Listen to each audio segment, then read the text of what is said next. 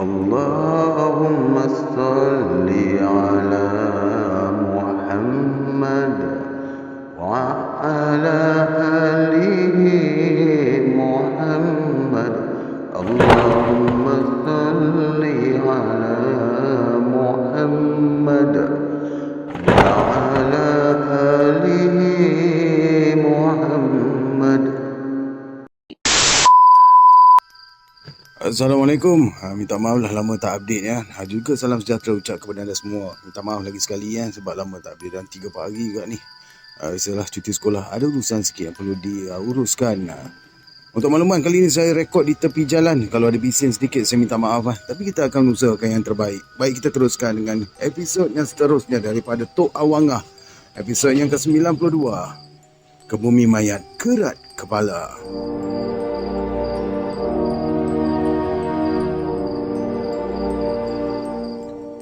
Ramai tetamu menunggu giliran di tengah rumah semasa saya naik ke rumah Lebai Ripin. Lantas sahaja dia menggamit supaya saya duduk di sisinya. Memang dia akan mengajak saya duduk di sebelahnya asal sahaja saya jengah ke pelangai menemui dia. Lagipun sudah lama saya tak ke rumah Lebai Ripin semenjak berpindah kerana mahu belajar lagi. Apalagi disebabkan kerap kali pula ke Bukit Tinggi. Ramai juga kawan-kawan yang tak sempat dikunjungi. Semenjak Aki Sahak, Ulung Sali dan Abang Amut sudah meninggal dunia, memanglah jarang sangat saya ke pelangai. Tetapi Lebai Ripin sekadar tinggal berhampiran saja. Hanya sekali-sekala saja saya temui semasa arwah Aki Sahak masih hidup. Sebab itulah saya ni tak berapa rapat sangat dengannya.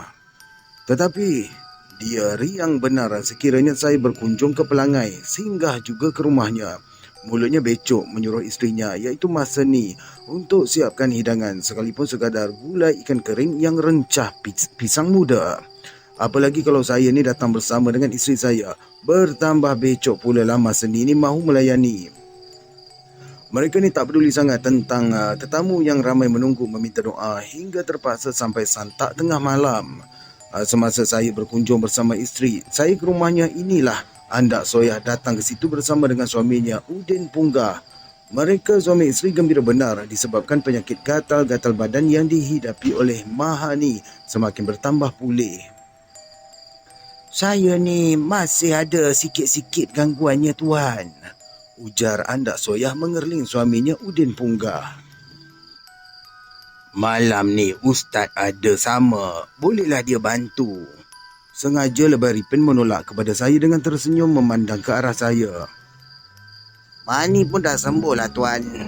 Segera Kiman memberitahu mengenai penyakit anaknya sudah pulih. Dah tak pernah lagi kena gatal-gatal macam rata tu. Dia tersengih-sengih menunjukkan kulit anaknya yang masih kelihatan kesan berparut. Alhamdulillah, semuanya dengan izin Allah. Lebai Ripin mencebik bibir. Pengerasnya macam mana tuan? Ujar Kiman menyebabkan Lebai Ripin mengerutkan dahi. Pengeras? Awak carilah besi. Tersinggung benar Lebai Ripin apabila ditanya mengenai pengeras setelah berubat di rumahnya. Tuan Lebai ni bukannya dukun, mana ada pengeras? Salah seorang tetamu mencelah mengingatkan Kiman mengenai sikap Lebai Ripin yang tidak pernah menetapkan pengeras untuk berubat. Dia sekadar berdoa saja, bukannya mahu mengubati penyakit biar sampai sembuh. Saya tak tahu. Sebab itulah saya bertanya. Jelas Kiman setelah menyedari perasaan Lebai Ripin tersinggung. Manalah dia tahu mengenai rawatan di rumah Lebai Ripin ni. Dia datang jejak ke situ pun setelah didesak oleh isterinya. Bukan disebabkan memahami sangat cara bagaimana Lebai Ripin membuat rawatan. Sudah beberapa kali dia berulang alik ke situ. Tidak siapa pun bertanyakan tentang pengeras selepas habis berubat. Lebih baik dia bertanya berterus terang sama ada pengeras itu ditetapkan ataupun tidak.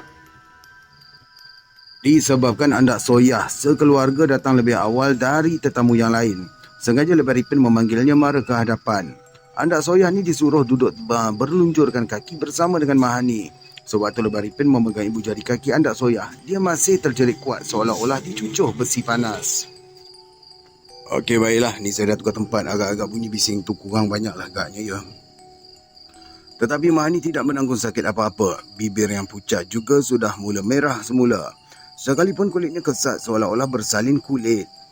Disebabkan ramai sangat tetamu menunggu giliran, Lantas Lebar Ipin berbisik meminta saya untuk tengokkan andak soya. "Ustaz ni, dia ni guru saya tau. Guru saya," ujar Lebar Ipin merendah seolah-olah mengharapkan saya membantunya ketika itu. Tetapi saya tahu yang dia sengaja bergurau. Kerana perkara siapa menjadi guru tu tak penting sangat. Tidak pernah pun saya mengajar apa-apa kepadanya sampai mahu dikatakan saya menjadi guru kepadanya. "Apa yang saya tahu, Lebar Ipin ni lebih tahu lagi," sahut saya melirik senyum apabila andak soyah tiba-tiba saja merungut tidak tentu biji butir. Sekaligus pula andak soyah bingkas bangun disebabkan terlalu marah melihat saya terconggok di situ. Semasa dia mahu menerkam, tangannya menjadi kaku tidak boleh digerakkan menyebabkan dia tercungap-cungap menahan sesak nafas. Dengan ustaz ni tak dapat awak nak berlindung," segera Lebar Ipin mengejek apabila andak soyah berpusing-pusing mahu gerakkan badannya yang terkaku bagaikan batu yang tersergam. Berdebar hati Kiman melihat keadaan emaknya yang kaku tidak dapat bergerak. Kalau tidak disebabkan ayahnya Udin Punggah menghalang, mau saja dia membantu emaknya. Masakan pula emaknya tiba-tiba saja tidak boleh gerakkan badan. Sebaik saja bingkas bangun untuk menerkam ke arah saya. Lama andak soyah tercengat, tidak bergerak. Barulah dia terhuyung hayang mahu rebah ke lantai. Segera Lebar Ipin memberi isyarat supaya Udin Punggah membantu isterinya. Setelah dibaringkan, andak soyah perlahan-lahan menggerakkan badannya, tetapi dia merungut seolah-olah tubuhnya diikatkan dengan tali yang melilit. "Lepaskanlah tali yang mengikat badan aku ni," runggut andak soyah cuba meronta-ronta. "Mana pula ada tali? Awak merepek ni," sahut suaminya Udin Punggah menyindir kerana dia tidak melihat seutas tali pun yang terlilit di badan andak soyah. "Awak tu manalah tahu," bentak andak soyah mencemik muka disebabkan marah benar disindir oleh Udin Punggah. "Yang sakit tu Mahani, macam mana pula boleh berpindah dekat mak?" gerutu Kiman kerana tidak menyangka emaknya pula yang menanggung sakit yang dihidapi oleh anaknya. "Ustaz ni sengaja nak menyusahkan orang." Semakin marah andak soyah meronta-ronta macam mahu melepaskan diri dari ikatan yang membelit kuku. Apabila saya hembuskan ke mukanya dengan membacakan, "Innahu min Sulaiman wa innahu bismillahirrahmanirrahim," andak soyah seolah-olah terkejut. Dia bingkas duduk macam termangu tidak menentu. Lama juga dia terkebil-kebil mata memerhatikan suaminya Udin Punggah yang memujuknya supaya bertenang. Tetapi Lebar Ipin ingatkan Udin Punggah mengenai isterinya yang masih belum ingat apa-apa ketika itu. Andak soyah terpinga-pinga disebabkan dia merasakan dirinya tercampak jauh ke tengah perkampungan yang lama. Terkejut benar dia disebabkan tidak pernah pula jejak kaki ke situ. Sekaligus pula dia melihat Tok Lanam berdiri di anjur rumah memerhati orang-orangnya yang berceratuk di tengah halaman. Mereka mengajak Tok Lanam segera tinggalkan kampung halaman disebabkan kampung mereka diserbu musuh. Tetapi Tok Lanam ni tak mahu mengalah selagi dia masih tercegat di situ. Tok Lanam tetap berdegil tidak mahu berundur. Di situlah kampung halamannya. Masakan pula dia mudah sangat menyerah kalah. Disebabkan Tok Lanam berkeras mahu bertahan orang-orangnya yang tidak bertangguh meninggalkan di situ. Maka tidak rela terperangkap semata-mata ikutkan degil Tok Lanam. Sekalipun isterinya mengajak Tok Lanam berundur kerana bimbang anak gadisnya akan diceroboh masuk, dia tetap tidak berganjak dengan keputusannya. Hinggalah musuh menyerbu Tok Lanam yang tetap bertahan di situ. Tatkala anaknya dilarikan musuh, Tok Lanam terus mengamuk tidak peduli apa-apa lagi hinggakan dia tersungkur akibat kepalanya dipenggal musuh. Mayat Tok Lanam terbiar di tengah halaman dengan kepalanya terpisah dari badan. Isterinya yang cedera disinggahi tetakan para musuh juga tersandar di dinding rumah tidak dapat bergerak. Ketika ini andak soyah pula cuba mara ke hadapan untuk membantu isteri Tok Lanam yang cedera parah, tetapi dia tertampan pada dinding cermin. Andak soyah sekadar melihat isteri Tok Lanam mengerang-ngerang kesakitan. Setelah orang-orang yang menceroboh meninggalkan rumahnya, tiba-tiba saja kepala Tok Lanam bercantum semula dengan badannya. Dia bingkas bangun lantas menyapu-nyapu pasir yang melekat pada bekas lehernya yang terpenggal. Selepas kepalanya bercantum semula, cepat-cepat Tok Lanam mendekati isterinya. Sebaik sahaja dia mengusap dengan tapak tangan pada bahagian yang luka di badan isterinya, sekaligus luka-luka berkenaan bertaup semula. "Anak kita dilarikan orang tu," beritahu isterinya Ucum yang segar semula setelah lukanya sembuh.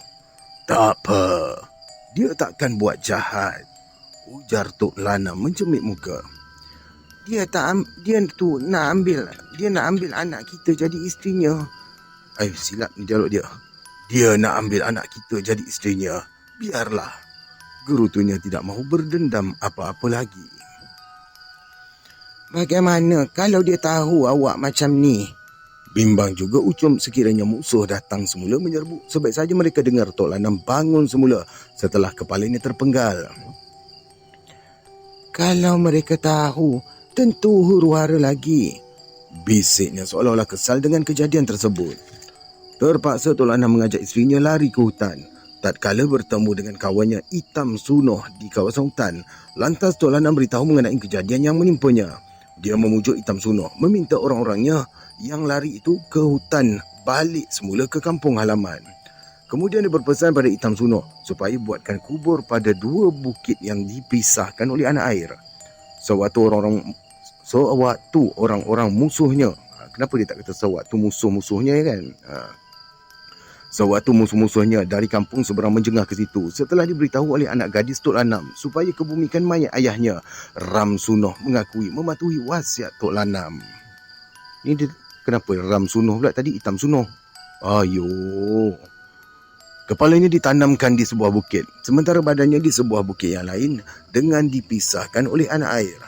Kalau tidak dipisahkan, nescaya kepala itu akan bercantum semula hingga Tok Lanam bangun seperti sedia kala. Memang anaknya Seri mengakui ayahnya boleh hidup semula kalau tidak diikuti petua tersebut.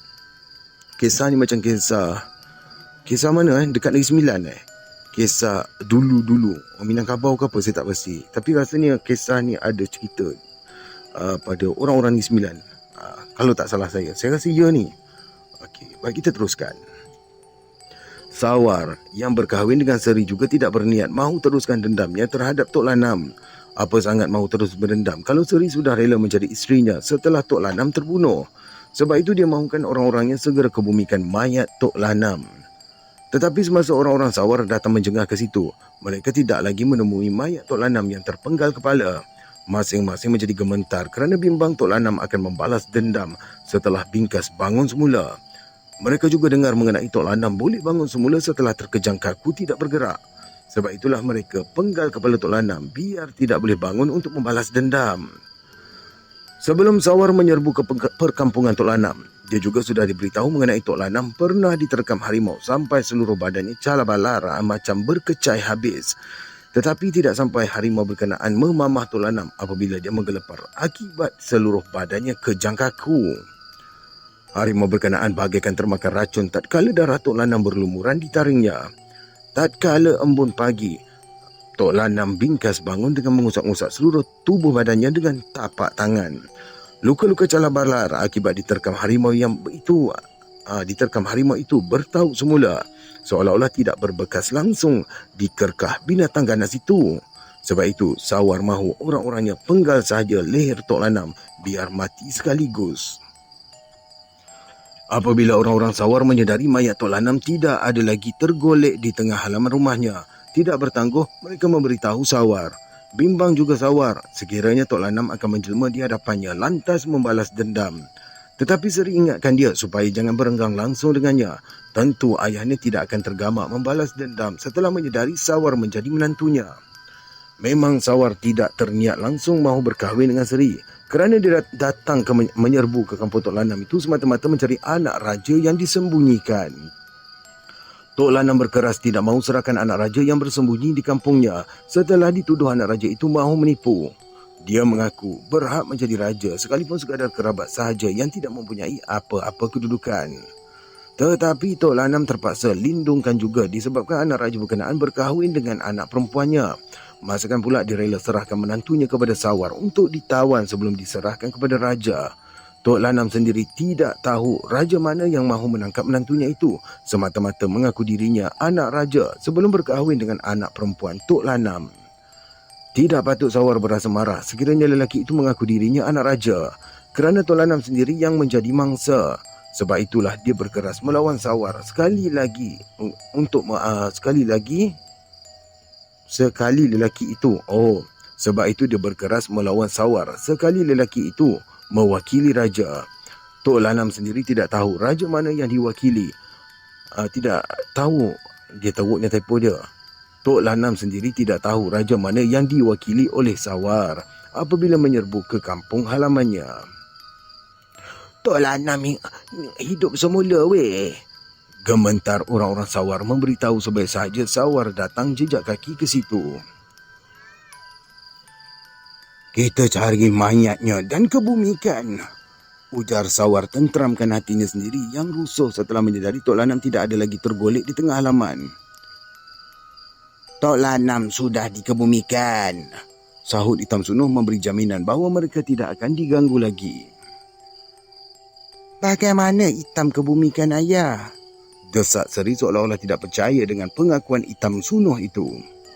Kepalanya kami kebumikan di bukit sana dan badannya pula dikebumikan di bukit sini. Jelas Hitam Sunuh menyimpan rahsia yang terpendam jauh di sudut hatinya. Kepala dan badannya tak akan bercantum kerana dipisahkan oleh anak air. Dia menambah seperti pesan yang disampaikan oleh Tok Lanam. Saya percaya dengan apa yang Hitam bagi tahu, ujar Seri mengerling suaminya Sawar. Memang dia satu-satunya yang tahu mengenai rahsia amalan ayahnya yang telah bercantum semula kepala itu sekalipun terpenggal putus. Penjelasan Hitam Sunuh itu memang sama dengan apa yang diberitahu oleh ayahnya Tok Lanam mengenai amalan memakan lam sejak bertahun-tahun. Tahu sangat Seri yang ayahnya memang menyimpan binatang lam itu di dalam perigi, sama seperti gamat yang meliar di pantai bertelur. Ayahnya akan menangkap lam itu, kemudian ditelan hidup-hidup tatkala matahari tengah naik sepenggalah. Selepas itu 3 hari, ayahnya sekadar makan sayur-sayur sahaja dengan tidak menjamah ikan ataupun daging. Dalam masa setahun, nescaya ayahnya akan menelan lain. Lam kot, lam itu. Allahu Akbar. Dalam masa setahun, nescaya ayahnya akan menelan lam itu sampai 3 kali. Sehingga kali apa ni ya Allah. Minta maaf sebab benda ni kita jalan sekali lalu, tak ada resel-resel pun. Baik kita teruskan. Setiap kali ayah menelan lam, dia tidak benarkan sesiapa saja bermain pisau hingga melukakan tangan. Disebabkan Seri seringkali desak dia beritahu mengenai rahsia lam yang dipeliharanya di dalam telaga. Terpaksa juga Tok Lanam beritahu anak kesayangannya mengenai kelemahan amalan tersebut. Memang benar seperti diberitahu oleh Hitam Sunuh mengenai cara mengkebumikan ayahnya sekira menemui ajal dengan kepala yang terpenggal. Kalau tidak terpenggal pun, ayahnya sendiri meminta supaya dikerat kepalanya untuk dikebumikan berasingan dari badannya. Tok Lanam tidak dapat melarikan diri daripada ketentuan demikian setelah mengamalkan menelan lam untuk mempertahankan dirinya dari musuh. Amalan yang sia-sia, tutur Sawar. Kesal dengan kerana terpaksa dipenggal juga leher. Kalau mati tidak cacat apa-apa. Alangkah sedihnya keluarga kalau mayat terbujur terpaksa dipenggal leher disebabkan badan kepala tidak boleh dikebumikan sama di dalam satu liang lahat. Kita tengok lam yang dipelihara ayah dalam telaga. Tidak bertangguh, Seri mengajak suaminya menjengah telaga tempat Tok Lanam membela lam tidak jauh dari rumahnya. Semasa mereka menjengah ke dalam telaga, terkejut benar Seri disebabkan air di dalam telaga itu kering kontang. Tidak seekor pun lam menjalar di dasarnya setelah air kering di bawahnya. Mengeluh panjang Seri disebabkan tidak sempat menatap wajah ayahnya sebelum Tok Lanam dikebumikan. Tetapi dia tidak salahkan Hitam Sunuh yang kebumikan mayat ayahnya dengan tidak menunggu dia datang menjengah. Tentu Hitam Sunuh tidak sanggup menunggu lama untuk kebumikan mayat Tok Lanam. Macam mana dengan emak saya Hitam? Seri semakin sebab apabila kenangkan emaknya yang ditinggalkan semasa rumah mereka diserbu. Emak awak juga meninggal dunia kerana cedera parah, ujar Hitam Sunuh sengaja menyembunyikan rahsia yang mesti dipegangnya kukuh-kukuh. Kita pun sudah banyak buat kesilapan, keluh Sawar. Perlahan, sebaik saja diberitahu mengenai kematian Tok Lanam dan isterinya akibat serangan tidak berperi kemanusiaan itu. Kalaulah dia sanggup berdamai setelah lelaki yang mengaku anak raja itu melarikan diri, tentu kejadian buruk demikian tidak berlaku. Apalagi setelah Seri menjadi isterinya, semakin kesal Sawar kerana bimbang dituduh membunuh Tok Lanam semata-mata mahu berkahwin dengan anaknya. Sebab itulah Sawar mengambil keputusan tidak mahu menetap di perkampungan Tok Lanam. Lebih baik dia melarikan diri ke perkampungan yang jauh lagi dari situ.